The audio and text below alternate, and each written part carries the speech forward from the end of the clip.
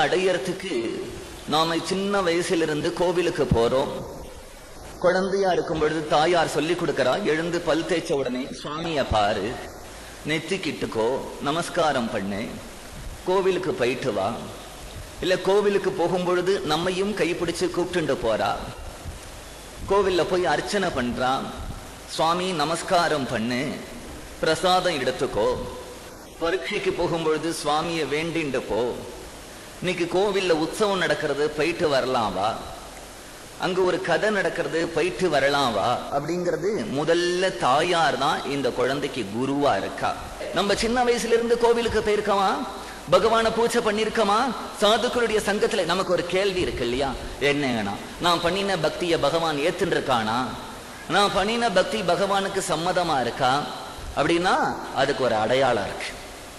என்ன அடையாளம்னா, எப்போ உன்னுடைய பக்தியை பகவான் ஏற்றுருக்காங்கிறதுக்கு ஒரு அடையாளம், ஒரு நல்ல குருவை உங்ககிட்ட கொண்டு வந்து சேர்த்து வைப்பான்.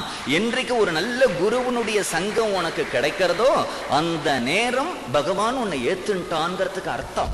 என்னன்னா, கோவில் இருக்கிற சுவாமியோட நாம் பேச முடியாது. ஒரு கால் சுவாமி பேசினாலும் நமக்கு புரியாது. ஒரு கால் சுவாமி பேசினா கூட நம்ம பயப்பட ஆரம்பிச்சிடுவோம்.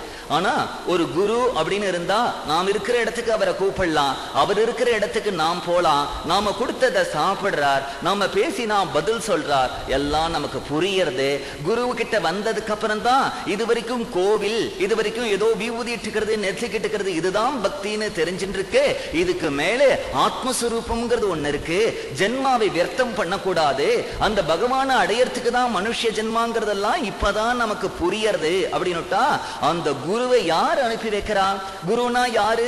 குரு நான் கடையில போய் எங்கேயாவது எனக்கு குரு கிடைப்பாரா அப்படின்னு தேட முடியுமா? இல்ல எனக்கு நல்ல குரு வேணும்னா பேப்பர்ல விளம்பரம் கொடுக்க முடியுமா? இல்ல குருவை எங்கேயாவது போய் தேடிண்டு வரதா? குருவை நீ தேடாத, தேடினா ஏமாந்து போயிடுவ. என்ன சத்தியமா பகவான் வேணும்னு ஆசைப்படு.